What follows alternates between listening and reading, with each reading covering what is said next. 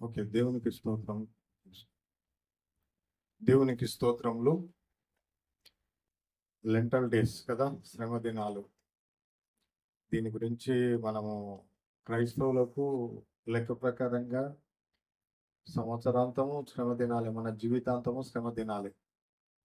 ఈ 40 దినాలు శ్రమ దినాలని ఫాస్టింగ్‌లుండి ఇవన్నీ ప్రార్థనలు చేస్తున్నారు. ప్రార్థన చేయడం కంటికి మంచిదే గానీ 40 దినాలు దాన్ని అంటే సంవత్సరాల తరబడి మన జీవితాంతము శ్రమ దినాలే క్రైస్తవులకని ప్రార్థన చేయడం ఇంకా మంచిది. సరే, దేవుని స్తోత్రములు. నిన్ననే ఉమెన్స్ డే అయిపోయింది. ఆ సందర్భంగా ఉమెన్స్ అందరికీ ప్రభువైన యేసుక్రీస్తు నామమున వందనాలు. దేవుని స్తోత్రం. ఒక విషయాన్ని మనం గమనించాలి. ఈ ఉమెన్స్ డే సందర్భంగా నిన్న చూసినట్టయితే చాలామంది స్త్రీలు మరి అనేక కూడికలు పెట్టుకొని ఈ విధంగా ఆనందించారు. ఆ ఆనందము కూడికలు పెట్టుకోవడము అంటే క్రైస్తవులు కూడికలు పెట్టుకోవడము, హిందువులేమో వాళ్ళు లగ్జరీగా ఇష్టం వచ్చినట్లుగా చేసుకోవడము ఇవన్నీ జరుగుతూ ఉంటాయి. సరే, ఈ సంతోషం ఎప్పటికీ ఉండాలంటే దేవునిలో ఉండాలి. ఎప్పటికీ ఉమెన్స్ డేగా ఉండాలంటే దేవునిలో ఖచ్చితంగా వాక్యానుసారంగా జీవిస్తే కుటుంబాలలో సమస్యలు ఉండవు. స్త్రీలలో కూడా సమస్యలు ఉండవు. పురుషులలో కూడా సమస్యలు ఉండవు. వాక్య ప్రకారంగా ఎప్పుడైతే జీవిస్తామో అంత సాఫీగా నడిచిపోతుంది. ప్రతిదీ సాఫీగా నడిచిపోతుంది. ఎక్కడ సమస్య వస్తుందంటే వాక్యానికి జీవిస్తున్నారు కాబట్టి ప్రతి వారిలో సమస్య వస్తుంది. వాతావరణంలో కూడా ఇన్ని మార్పులు వస్తున్నాయి. ఇప్పుడు మనం వింటున్నాం, డేలోనేమో ఎండలు బాగా కొడుతున్నాయంట, నైట్లోనేమో చలి వస్తుందంట కదా, మనం వార్తలలో వింటున్నాం. ఏంటిది కారణం అంటే వాతావరణంను కూడా పొల్యూషన్ చేసేసారు మానవులు పొల్యూషన్ అయిపోవడమే కాకుండా వాతావరణాన్ని పొల్యూషన్ చేస్తున్నారు, కుటుంబాలను పొల్యూషన్ చేస్తున్నారు, ప్రతిదీ పొల్యూషన్లోనికి తీసుకెళ్తున్నారు. దానివల్లనే ఇవన్నీ సమస్యలు. దేవునికి స్తోత్రములు. ఆదికాండం 1వ అధ్యాయం 27వ వచనం మనం చూస్తే, దేవుడు తన స్వరూపమందు నరుని సృష్టించెను. దేవుడు తన స్వరూపమందు వారిని సృజించెను. స్త్రీని గాను పురుషుని గాను వారిని సృజించెను. దేవునికి స్తోత్రములు. మొట్టమొదటగా ఆదాం ఒక్కరినే నేల మట్టితో చేసి వారి నాసిక రంధ్రములలో జీవవాయువును ఊదగా నరుడు జీవాత్మ అయ్యను అని ఉంది. ఆదామును ఒక్కరినే సృజించాడు దేవుడు. అయితే ఆదాములోనే స్త్రీని గిన ఆదాములోనే పెట్టాడు. ఆదామును ఒక్కరినే సృజించాడు, స్త్రీని గిన ఆదాములోనే పెట్టాడు. తర్వాత గాఢ నిద్ర కలగజేసి స్త్రీని సపరేట్ చేశాడు. స్త్రీని సపరేటు, పురుషుని సపరేట్ చేశాడు. అయితే ఎలా ఒక్కరిలోనే ఇద్దరిని పెట్టాడు అని అంటే, ఇప్పుడు మనం కొన్నిసార్లు ఇది ఏమంటాం, ఇదాన్ని చెప్పండి, అరచెయ్యి అంటాం. అరచెయ్యి, సగం చెయ్యి ఇది, ఇంకొక చెయ్యి ఇదొక అరచెయ్యి. ఈ రెండు అరచేతులు కలిస్తే ఒక చెయ్యి అయింది. అరచెయ్యి సగము ఒకటవుతుంది కదా, అవుతుందా లేదా? సగము ఒకటవుతుంది. అరచెయ్యి కలిసి 2 చేతులు అవుతున్నాయి. అలాగే భార్యాభర్తలు కలిస్తే సంపూర్ణమైన కుటుంబం అవుతుంది. మానవత్వం సంపూర్ణత వస్తుంది. భార్యాభర్తలు ఎప్పటి వరకు పురుషుడు లేకుంటే స్త్రీ ఒంటరిగా ఉంటుందో ఆ లాఫ్ ఆఫే. ఇద్దరు కలిస్తేనే ఫుల్ సంపూర్ణత. అయితే దేవునికి స్తోత్రములు. స్త్రీ తత్వము, పురుషతత్వము అని అంటాం.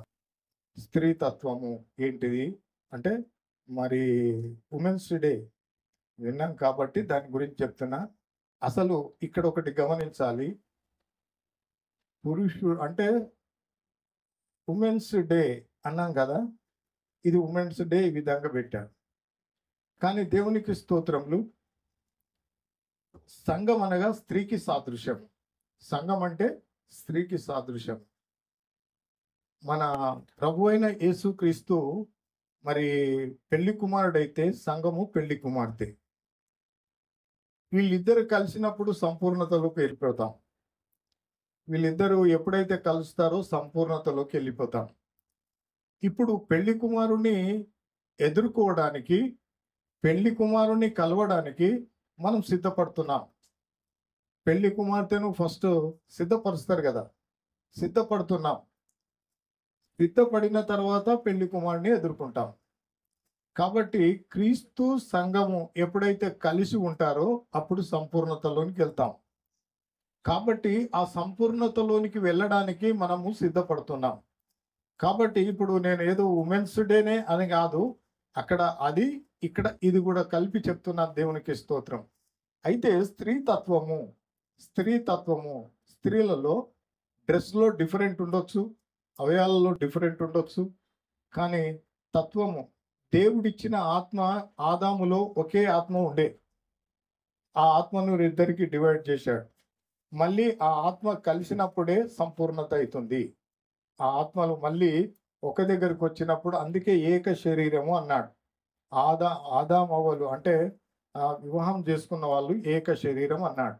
ఏక శరీరం, ఒకే శరీరం అంటే వాళ్ళలో ఒకటే ఆత్మ ఉండే, ఒక శరీరంలోనే ఉండి వాళ్ళను విడదీశాడు. మళ్ళీ వాళ్ళు మ్యారేజ్ అయినప్పుడు ఏకాత్మలోనికి వచ్చేస్తారు. దేవుని స్తోత్రం. ఏక శరీరంలోనికి వచ్చేస్తారు. అయితే ఈ స్త్రీ ఎలా ఉండాలి అంటే, మీరు స్త్రీ అంటే స్త్రీకే అనుకోకూడదు, పురుషులు ఉన్నారు కాబట్టి సంఘము ఎలా ఉండాలి అనే విషయాన్ని నేను మాట్లాడబోతున్నాను. సంఘము ఎలా ఉండాలి, సంఘము మరి దాన్ని స్త్రీని పోల్చుకొని సంఘం ఎలా ఉండాలి. స్త్రీ అంటే సంఘం అనుకున్నాం. స్త్రీ అంటే లోకం గిన వస్తుంది, స్త్రీ అంటే లోకం గిన వస్తుంది, స్త్రీ అంటే సంఘం గిన వస్తుంది. కాబట్టి సామెతలు 14:1 ఏమంటాడంటే, జ్ఞానవంతురాలు తన ఇల్లు కట్టును, మూఢురాలు తన చేతులతో తన ఇల్లును ఊడబెరుకును అంటున్నాడు. జ్ఞానవంతురాలు ఇల్లు కడుతుందంట. ఇల్లు అనగా ఆత్మీయ జీవితానికి సాదృశ్యము. ఇల్లు అనగా దేవుడు ఏ విధంగా అయితే మనలను సృజించాడో, ఆయన స్వరూపమందు ఆయన పోలిక చొప్పున మనలను దేవుడు సృజించాడు అని ఉంది. ఇల్లు అనగా ఆత్మీయ జీవితం. ఆయన స్వరూపంలోనికి, ఆయన పోలికలోనికి మనం మార్చబడాల.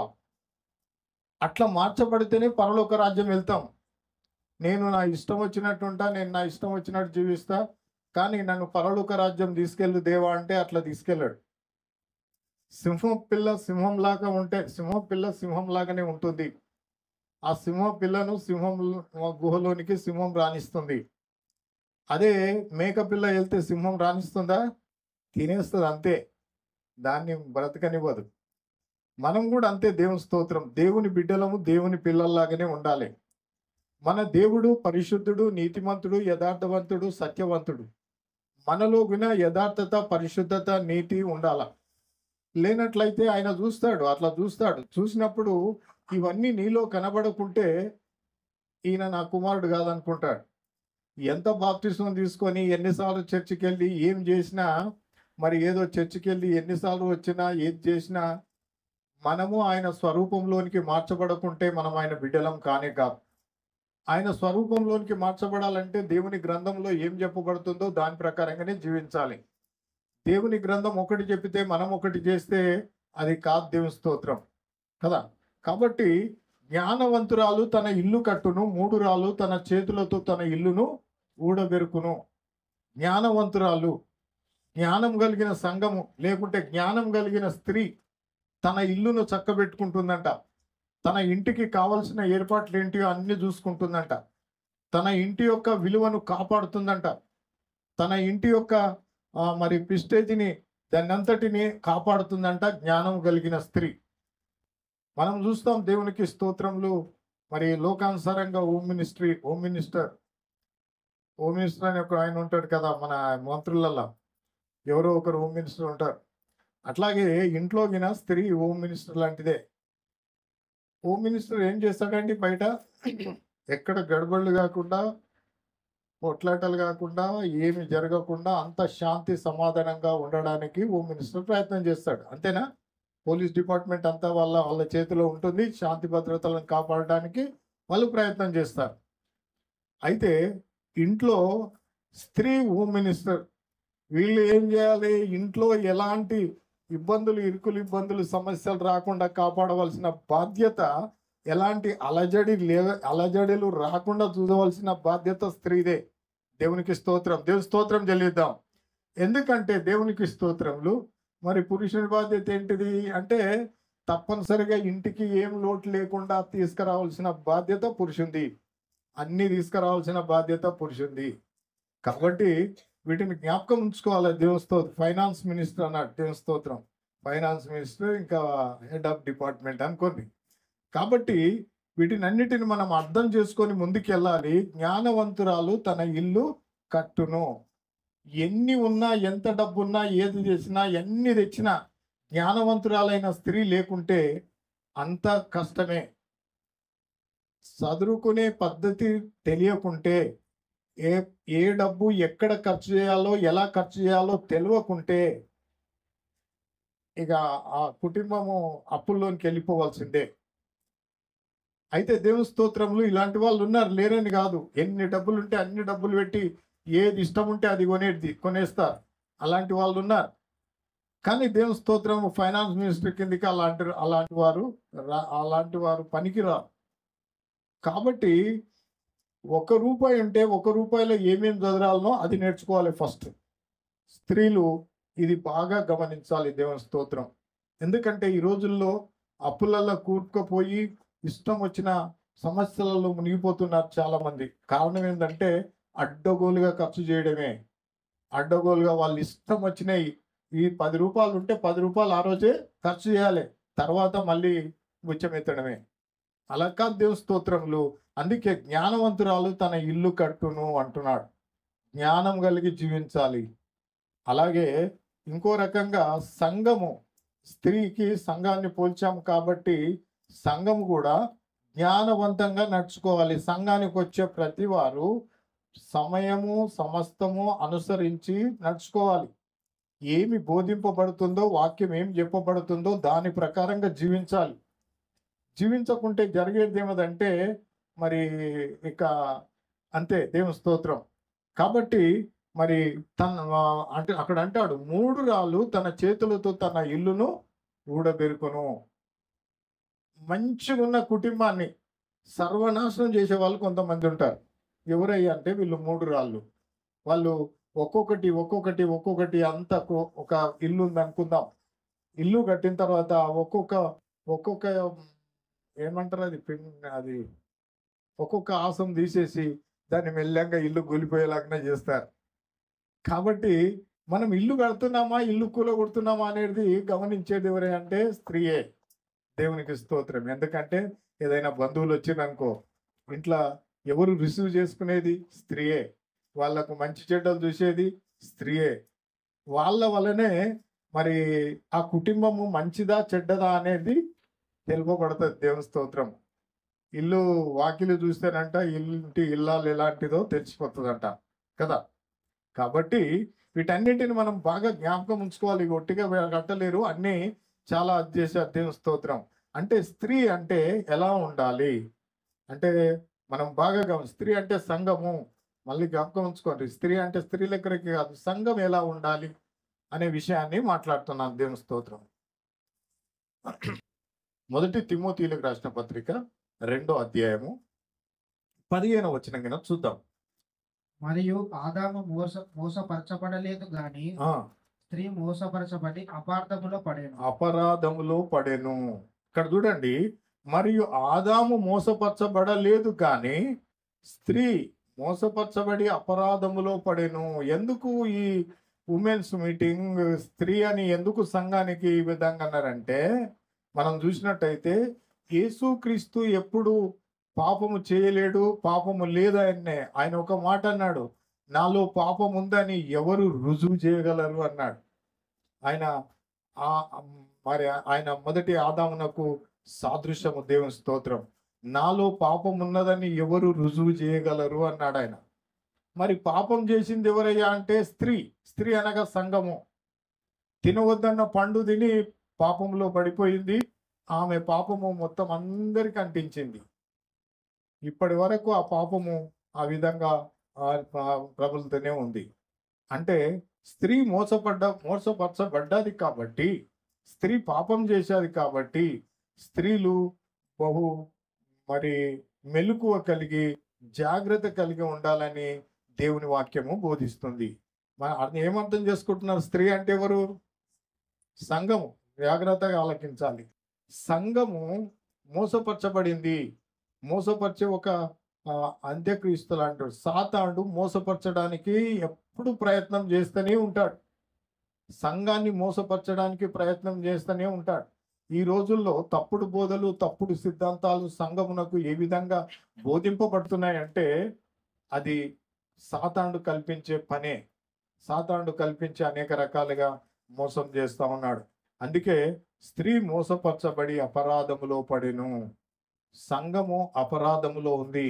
ఈ దినములలో అనేక సంఘాలు లోకములో మరి వెలుస్తున్నప్పటికీ సంఘాలలో ఒక్క సంఘంలో ఒక్కొక్క రకమైన సిద్ధాంతాలు ఉన్నాయి. భూమి మీదనట 1100 సిద్ధాంతాలు ఉన్నాయంట. బైబుల్ ఒకటే, దేవుడు ఒకటే, సమస్తము ఒకటే. కానీ ఎన్ని సిద్ధాంతాలు ఉన్నాయంట? 1100 సిద్ధాంతాలు, తప్పుడు సిద్ధాంతాలు ఉన్నాయంట అన్ని. కానీ క్రైస్తవులకు కావాల్సింది ఒకటే. బైబిల్లో ఉంది ఒకే సిద్ధాంతం. కానీ బైబిల్లో ఉన్న సిద్ధాంతాన్ని విడిచిపెట్టి ఎవరు ఇష్టం వచ్చినట్టుగా వాళ్ళు సిద్ధాంతాలు ఏర్పరచుకుంటున్నారు. దీని వలన సంఘము మరి ఆపదలో పడిపోయింది, సంఘము అపరాధంలో పడిపోయింది అని దేవుని వాక్యం చెప్తా ఉంది. ఎట్లా అండి? దేవుని స్తోత్రం. ఒకే సిద్ధాంతం, అపోస్తుల సిద్ధాంతమే సంఘానికి అవసరము. అపోస్తులు, ప్రవక్తలు వేసిన పునాది మీద మీరు కట్టబడుతున్నారు అని అంటాడు. అపోస్తులు, ప్రవక్తలు ఏ పునాది వేశారో ఆ పునాది మీదనే సంఘం కట్టబడాలి. కానీ రకరకాలైన పునాదుల మీద కట్టబడుతూ సంఘాలు చిన్న భిన్నాలయ్యి తప్పుడు సిద్ధాంతం, తప్పుడు బోధలోనికి వెళ్ళిపోతా ఉన్నాయి. కాబట్టి అందుకే ఈ దినమున మరి జ్ఞానవంతురాలైన స్త్రీ కావాలని దేవుడు కోరుతున్నాడు. కొద్దిమంది ఉన్నారు సంఘంలో, కొద్దిమంది ఉన్నారని కాదు. కొద్దిమంది అయినా మంచి వాక్యము, కరెక్ట్ అయిన సిద్ధాంతపరమైన వాక్యం నేర్చుకొని దాని ప్రకారం వెళ్తే అదే దేవునికి చాలా ఇష్టము. చాలా మంది ఉండి పందికి 10 అయితేమి, నందికి 1 అయితేమి అనే సామెత ఉంది. దేవుని స్తోత్రం. కాబట్టి కొద్దిమంది అయినా మంచి సిద్ధాంతంలో వెళ్ళాలి. బైబిల్ ఏం చెప్తుందో దాని ప్రకారంగానే నడుచుకోవాలి. దేవుని స్తోత్రం. తీతుకు రాసిన పత్రిక 2వ అధ్యాయం 3వ వచనం నుంచి చూద్దాం. ఇక్కడ ఏమంటున్నాడంటే, అలాగుననే వృద్ధులైన స్త్రీలు కొండె కత్తెలను మిగుల మద్యపానాసక్తులనై ఉండక ప్రవర్తన యందును భయభక్తులు గలవారై ఉండవలెనని దేవుని వాక్యము దూషింపబడకుండునట్లు దేవుని వాక్యము దూషింపబడకుండా ఉండాలంటే కొండ కత్తెలుగా ఉండకూడదంట వృద్ధ స్త్రీలు. అంటే వీళ్ళు ఏం చేస్తారంటే, కొంతమంది స్త్రీలు ఎక్కడ పని ఉండదు, అందరూ కూర్చుంటారు. కూర్చొని వృద్ధ స్త్రీలు కూర్చొని ఏం చేస్తారు? ఆ యొక్క ఎట్లా, ఈ యొక్క ఇట్లా, ఇట్లా, ఈ ఇట్లా ఎవరెవరి గురించో మాట్లాడుతుంటారు. వాళ్ళ కుటుంబాన్ని విడిచిపెడతారు, వాళ్ళ కుటుంబ బాగోగులు విడిచిపెడతారు, వాళ్ళ ఇష్టం ఎవరెవరి గురించో మాట్లాడతారు. అవన్నీ మనకెందుకండి? మన యొక్క కుటుంబం గురించి మనం చూసుకోవాలి కదా. మనము వేరే వాళ్ళ గురించి మాట్లాడితేగినా తప్పు దేవుడు మన మీదనే మోపుతాడట. ఇద్దరు స్త్రీలు కలిస్తే 3వ వ్యక్తి గురించి మాట్లాడతారు. వాళ్ళిద్దరి గురించి మాట్లాడుకోరు. వాళ్ళిద్దరి గురించి వాళ్ళ గురించి మాట్లాడుకుంటే తప్పు లేదు, లేని 3వ వ్యక్తి గురించి మాట్లాడితే తప్పు. కాబట్టి ఇక్కడ చూసినట్టయితే, అలాగూ నేను వృద్ధ స్త్రీలు కొండె కత్తెలను మిగిలిన మద్యపాన ఆసక్తులున్నాయి ఉండక ప్రవర్తన యందును భక్తి గలవారినై ఉండవలెననియు దేవుని వాక్యము దూషింపబడకుండునట్లు ఈ విధంగా ఉండాలి. దేవుని వాక్యం ఎప్పుడు దూషింపబడుతుంది? మనము ఇతరుల గురించి మాట్లాడి లేనిపోని తప్పులు వాళ్ళ మీద వీళ్ళ మీద వేసినప్పుడు, ఫలాని ఆమె మంచిది కాదు అని అనుకుంటే, ఫలాని ఆమె క్రిస్టియన్, ఆమె మంచిది కాదు అనుకుంటే దేవుని వాక్యం దూషింపబడినట్లే. అక్కడ మనము ఇతరులకు నీతిని బోధించే వాళ్ళము నీతిగా ఉండాలి, పరిశుద్ధంగా ఉండాలి, పవిత్రంగా ఉండాలి. మనలో ఎలాంటి తప్పులు కనబడకూడదు. అయితే ఇంకేమంటున్నాడు? యవ్వన స్త్రీలు, 4వ వచనం. యవ్వన స్త్రీలు తమ భర్తలకు లోబడి ఉండి తమ భర్తలను, శిశువులను ప్రేమించువారును, స్వస్థబుద్ధి గలవారును, పవిత్రులను, ఇంట నుండి పని చేసుకొని వారును మంచివారునై ఉండవలెనని బుద్ధి చెప్పుచు. ఇక్కడ ఏమంటాడంటే, యవ్వన స్త్రీలు వృద్ధుల గురించి మాట్లాడాడు. ఇప్పుడు యవ్వన స్త్రీల గురించి కూడా మాట్లాడుతున్నాడు. యవ్వన స్త్రీలు తమ భర్తలకు లోబడి ఉండి తమ భర్తలను శిశువులను ప్రేమించువారినై ఉండాలనంట. ఇక్కడ ఏం జరుగుతుందంటే ప్రకృతికి దేవుడు విధించిన విధికి వ్యతిరేకంగా నడుస్తుంది. ఏం నడుస్తుంది చూడండి ఒకసారి మనం గమనించినట్టయితే, యవ్వన స్త్రీలు తమ భర్తలకు లోబడి ఉండాలి అంటాడు. ఈ దినములలో ఏం జరుగుతుందంటే భర్తలు భార్యలకు లోబడి ఉంటున్నారు, భార్యలు భర్తలను ప్రేమిస్తున్నారు. కానీ వాక్యం ఏం చెప్తుందంటే యవ్వన స్త్రీలు తమ భర్తలకు లోబడి ఉండాలి, భార్య భర్తకు లోబడి ఉండాలి, భర్త భార్యను ప్రేమించాలి. ఇది వాక్యము, దేవుడు చెప్తున్న మాట. ఇప్పుడు ఏం జరుగుతుందంటే భర్తలు భార్యకు లోబడుతున్నారు, భార్యలు భర్తలను ప్రేమిస్తున్నారు. ఉల్టా ప్రకృతి అంటే వాక్యానికి అపోజిట్గా, ప్రతిదీ ఆ వాక్యానికి అపోజిట్గా నడుచుకుంటుంది. ఇందువలనే సమస్యలు కుటుంబాల్లో కానీ మరి ఎక్కడ సమాజంలో కానీ లోకములో కానీ ప్రకృతి అంతా ఈ విధంగా తారుమారు కావడానికి కారణాలు ఇవే. దేవుని వాక్యము ఎట్లుందో అట్లే నడుచుకోవాలి, అది పద్ధతి. దేవుని స్తోత్రం. ఇంకేమంటున్నాడు, మంచివారినై ఉండవలెనని బుద్ధి చెప్పుచు మంచి ఉపదేశము చేయువారినై ఉండవలెనని బోధించుము. యవ్వన స్త్రీలు ఎవరికి ఏం చెప్పినా మంచి ఉపదేశం చేసేవారిగా ఉండాలి. వాళ్ళను ఏదో కక్షల ద్వారా దాని ద్వారా వాళ్ళని నాశనం చేసే పద్ధతి చెప్పవద్దంట.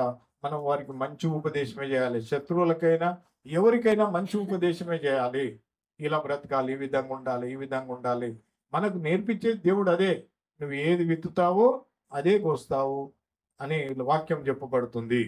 కాబట్టి 1 తిమోతిలకు రాసిన పత్రిక 3వ అధ్యాయము 11వ వచనం చూద్దాం. మాన్యులు, భార్యలు అని అర్థము. మాన్యులు అంటే కింద పుట్టినోట్లో భార్యలు అని ఉంటుంది. మాన్యులై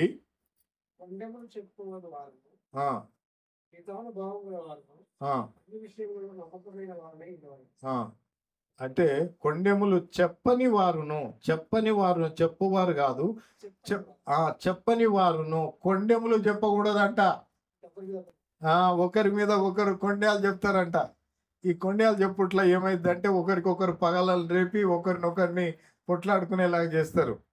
అందుకే పరిచర్య చే స్త్రీలు మాన్యులను, కొండెములు చెప్పని వారును,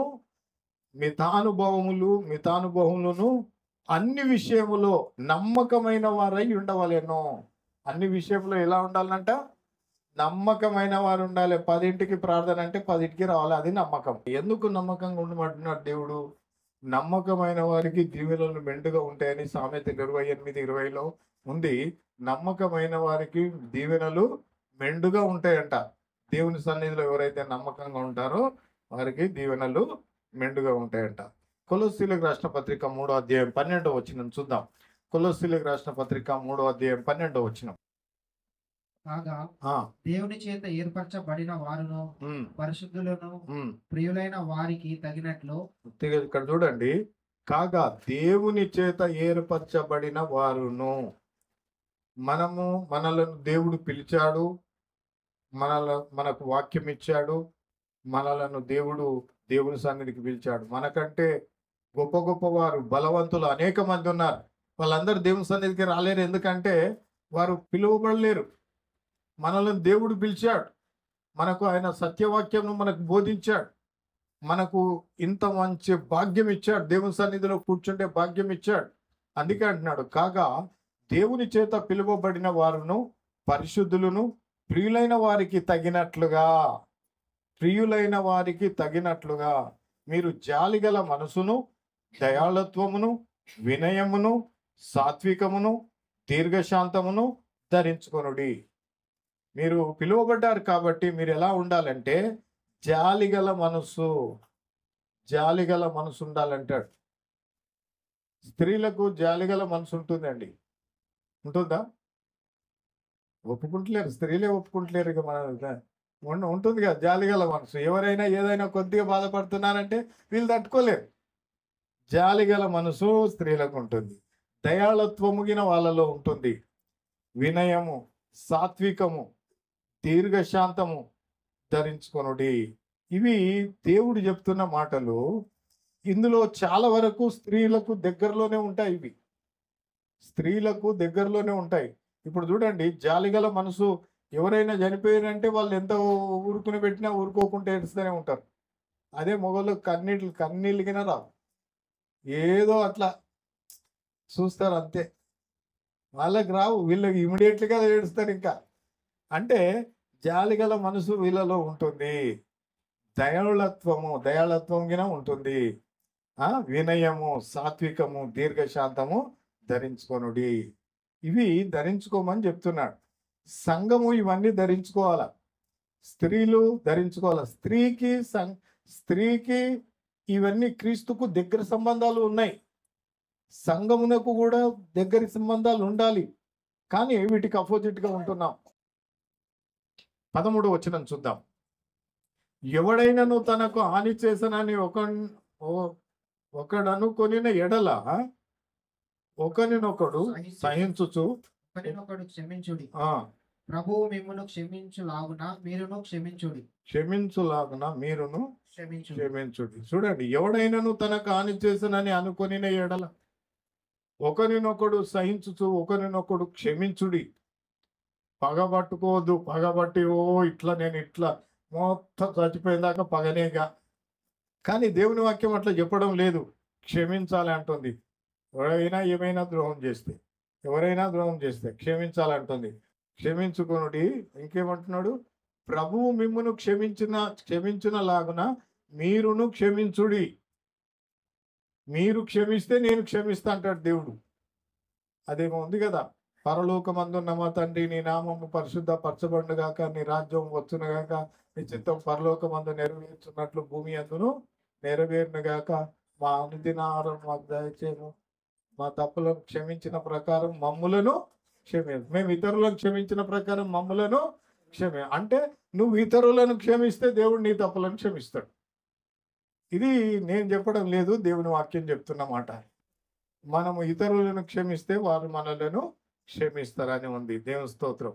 ప్రభు మీరు క్షమించేలాగున మీరును క్షమించుడి. 14వ వచనం ఏం చెప్తుంది? వీటన్నింటిపైన పరిపూర్ణతకు వీటన్నింటిపైన పరిపూర్ణతకు అనుబంధమైన ప్రేమను ధరించుకొనుడి అంటాడు. దేవుని స్తోత్రం. ఇంకా క్రీస్తు అనుగ్రహించు సమాధానము మీ హృదయంలో ఏలుచుండనీయుడు. సమాధానం ఇస్తున్నాడు దేవుడు మనందరికీ. సమాధానం ఇస్తున్నాడు. కానీ సమాధానము మనుషుల్లో ఉండడం లేదు. పౌరుషాలు, రోషాలు ఇవన్నీ ఉంటున్నాయి.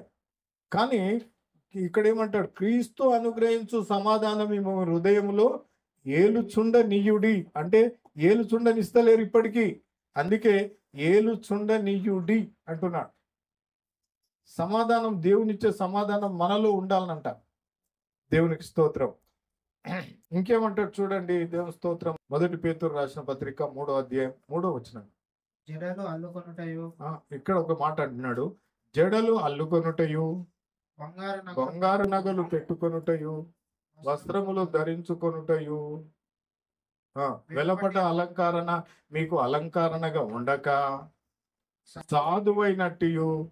అయితే దేవునికి స్తోత్రం. ఇక్కడ ఏం చెప్తున్నా అంటే సాధువైనట్టు మనలో ఎలా ఉండాలంట? ఎలాంటి హృదయం కలిగి ఉండాలంట? సాధు హృదయం కలిగి ఉండాలంట. ఇంకేమంటున్నాడు? మృదువైనట్టు, మృదువైనట్టు గుణ లక్షణములను మీ హృదయములో అంతరంగమందు స్వభావమునకు అలంకరణగా ఉండవలెను. ఇది దేవుని దృష్టికి మిగుల విలువగలది. అంటే జడలు అల్లుకొనుటయు, బంగారము పెట్టుకొనుటయు, వస్త్రములు ధరించుకొనుటయు, వెలపల అలంకారాలు మీకు అలంకరణగా ఉండక, వెలపల అలంకారాలు అలంకరణగా ఉండగా లోపటి అలంకారాలు కలిగి ఉండాలనంట. అంటే అవి దేవునికి విలువైనవి, దేవునికి ఇష్టమైనవి. ఈ పై అలంకరణ పై ఇక్కడే వెళ్ళిపోతాయి. కానీ హృదయాలంకరణ దేవుని సన్నిధికి చేరుతుంది. హృదయాలంకరణ కావాలంటాడు. దేవుని స్తోత్రం. కాబట్టి ప్రభునందు ప్రియ ఇంకొక వాక్యం చదువుకొని ముగిద్దాం. రోమీయులకు రాసిన పత్రిక 16వ అధ్యాయము. ఒకటో వచనం నుంచి కెంక్రేయాలో ఉన్న సంఘ పరిచారకురాలు కెంక్రేయాలో ఉన్న సంఘ పరిచారకురాలకు ఫీబే ఫీబే అను ఒక సహోదరిని ఉమ్, పరిశుద్ధతలకు తగినట్లుగా ప్రభువునందు చేర్చుకొని ఆమెకు మీ వలన కావలసిన ఏదైనా ఉన్న ఎడల మీకు చేయవలెనని ఆమెను గూర్చి మీకు సిఫారసు చేయుచున్నాను. అపొస్తలుడైన పౌలు రోమా పత్రిక రోమా సంఘానికి రాస్తూ ఆ ఫీబే అనేట ఆమె ఒక పరిశుద్ధురాలకు తగినట్లుగా ప్రభువు నందు చేర్చుకోండి, ఆమె పరిశుద్ధురాలు, ఆమెకు తగినట్లుగా ఆమెను చేర్చుకోండి అని చెబుతూ ఆమెకు మీ వలన కావలసినది ఏదైనా ఉన్న ఎడలా సహాయం చేయవలెనని ఆమెను గూర్చి మీకు సిఫారసు చేయుచున్నాను అంటున్నాడు. అంటే ఆమెకి ఏమన్నా కావాల్సి ఉంటే ఆమెకు సాయం చేయండి. బీబీ అనేట ఆమె పరిశుద్ధురాలు అని మరి రోమీలకు రాసిన సంఘానికి అపొస్తలుడైన పౌలు రాస్తూ ఉన్నాడు. దేవుని స్తోత్రం. ఆమె గురించి రాస్తున్నాడంటే ఆమె పరిశుద్ధురాలు అని రాస్తున్నాడు దేవుని స్తోత్రంలో. మరి అక్కడ 3వ వచనం ఏమంటున్నా అంటే క్రీస్తు యేసునందు నా జత పనివారునైన పిస్కిల్లకును అకులకును నా వందనములు చెప్పుడి. పీబే గురించి ఆ విధంగా రాస్తూ ఆమెను చేర్చుకోమని రాస్తూ ఆమె అనేకులకును నాకును సహాయకురాలై ఉండేనని చెప్తూ మరి ఇక్కడ మళ్ళీ ఇంకొక జత గురించి రాస్తున్నాడు. పిస్కిల్లాకును అకుల్లాకును అంటే నా క్రీస్తునందు నా జత పనివారైన పిస్కుల్లాకును అకుల్లాకును వందనములు చెప్పుడి. వీళ్ళ గురించి అపొస్తలుడైన పౌలు ఈ విధంగా ఘనంగా చెప్పడానికి కారణం ఏంటంటే వీళ్ళు ఒక మాట అంటాడు, కింద చూడండి 4వ వచనం చూస్తే, వారు నా ప్రాణము కొరకు తన ప్రాణములను ఇచ్చుటకైనను తెగించిరి. ఈ యొక్క స్త్రీలంట అపొస్తలుడైన పౌలు యొక్క ప్రాణం కొరకు వాళ్ళ ప్రాణములు తెగించుటకైనా అంత సాక్రిఫైస్ చేసి ఉన్నారు అన్నట్టు, అంత సమర్పించుకొని ఉన్నారు వాళ్ళు. దేవుని పనిలో అపొస్తలుడైన పౌలు నడుస్తూ ఉంటే ఆయనకు అన్ని రకాలుగా సహాయకురాలుగా ఉన్నారంట. ఎలాంటి కష్టం వచ్చినా ఆయన ప్రాణమునకు బదులుగా నా ప్రాణం పెడతాము అనే స్త్రీలు అన్నట్టు వీళ్ళు అంతా దేవుళ్ళలో లీనమై ఉన్నారంట. అందుకే వాళ్ళ గురించి అపొస్తలుడైన పౌలు ఆ విధంగా ఘనంగా ఎందరో స్త్రీలు ఉన్నప్పటికీ వారి గురించి ఘనంగా చెప్పడానికి కారణం దేవుని స్తోత్రం. వందనములు చెప్పుడి అంటూ 4వ వచనం, వారు నా ప్రాణము కొరకు తమ ప్రాణములను ఇచ్చుటకైనను తెగించిరి. ఇలాంటి వారు కావాలి, ఇంత సాక్రిఫైస్ చేసేవారు కావాలి దేవుని సన్నిధిలో. స్త్రీ అనగా మళ్ళీ ఏమనుకుంటున్నాం, స్త్రీ అనగా సంఘం అలాంటి సంఘం కావాలంట. అలా ఉన్నప్పుడే దేవుని సేవ బలంగా వెళ్ళడానికి అవకాశం ఉంది. దేవుని స్తోత్రం. దేవుని సువార్త బలంగా చాటడానికి అవకాశం ఉంది. వారి ప్రాణములు ఇచ్చుటకైనా తెగించిరి. మరియు వారి ఇంట ఉన్న సంఘములకు వందనములు చెప్పుడి. వారు ఇంకోటి ఏం చేస్తున్నారు, వాళ్ళ ఇళ్ళల్లో సంఘాలు నడుపుతున్నారు. ఎవరెవరు? పిస్కిల్లా, అకుల్లా, ఆ విధంగానే వీళ్ళు వాళ్ళ ఇంట్లో సంఘాలను నడుపుతున్నారట. వాళ్ళ ఇంట్లో ఉన్న సంఘాలకు వందనములు చెప్పుడి అంటున్నాడు దేవుని స్తోత్రం. ఇంకా నేను మాత్రమే కాదు, అన్యజనులలోని సంఘముల వారందరూ వీరికి కృతజ్ఞతులై ఉన్నారు. ఈయన అపొస్తలుడైన పౌలు యూదా జాతి నుండి వచ్చిండు కదా, యూదుల్లోనే వచ్చిండు కదా. ఆయన అంటున్నాడు నేను మాత్రమే కాదు అన్యజనులలోని సంఘముల వారందరూ వీరికి కృతజ్ఞతలు తెలుపుతున్నారు. అంటే అన్యజనులు ఉన్న సంఘంలో అన్యజనులు అందరితో ప్రేమ కలిగి ఉన్నారు వీళ్ళు అంటున్నాడు. అందరితో ప్రేమ కలిగి ఉన్నారు వీళ్ళు అనే మాటకు అందరితో అన్యజనులలో ఉన్న సంఘముల వారందరూ వీరికి కృతజ్ఞులై ఉన్నారు. ఎందుకు కృతజ్ఞులై ఉన్నారు? వాళ్ళు ఆ విధంగా సమాధానం కలిగి దేవుని ప్రేమను పంచుతూ ఎవరికి ఇరుకు ఇబ్బందులు కలిగించకుండా ఎవరిని దూషించకుండా వారిని అందరినీ కలుపుకొని వెళుతున్నారు. కాబట్టి వారు కూడా అన్యజనులైన వారు కూడా వాళ్ళని ప్రేమిస్తున్నారు అని అక్కడ నేను మాత్రమే కాదు అన్యజనులలోని సంఘముల వారందరూ వీరికి కృతజ్ఞులై ఉన్నారు అంటున్నాడు అపొస్తలుడైన పౌలు. కాబట్టి మనము అందుకే మన మాటలు ఉప్పు వేసినట్టు ఉండాలంట. ఉప్పు లేని కూర ఎలా ఉంటుంది? తినలేం. అందుకే మన మాటలు ఉప్పు వేసినట్టు ఉండాలంట. అంటే టేస్ట్‌గా, మంచిగా ఉండాలంట. ఎవరితోనైనా మాట్లాడుతున్నప్పుడు జాగ్రత్తగా మాట్లాడాలంట. కాలు జారితే తీసుకోవచ్చంట గానీ, నోరు జారితే తీసుకోలేమంట. కాబట్టి మనము మాట్లాడేటప్పుడు జాగ్రత్తగా మాట్లాడాలి ఎవరితోనైనా. మనం ఏదైనా చేస్తున్నప్పుడు మనము ఇష్టం వచ్చినట్లుగా మాట్లాడడానికి అవకాశము లేదు. దేవుని స్తోత్రం. ఇదంతా ఉమెన్స్ డే సందర్భంగా చెప్పాను గానీ, స్త్రీలకు చెప్పాను. ఇక్కడ సంఘానికి కూడా చెప్పాను. 2 రకాలుగా ఈ బోధ ఉపయోగపడుతుంది దేవుని స్తోత్రంలో. స్త్రీ అనగా సంఘము ఎలా సిద్ధపడాలి? స్త్రీలు ఎలా సిద్ధపడాలి? 2 రకాలుగా మనం అర్థం చేసుకోవాలి. అలాంటి కృప దేవుడు మనకు అనుగ్రహించి నడిపించలాగన ప్రార్థన చేద్దాం. దేవుని స్తోత్రములు. ఈ చిన్న వాక్యాన్ని దేవుడు దీవించి ఆశీర్వదించును గాక.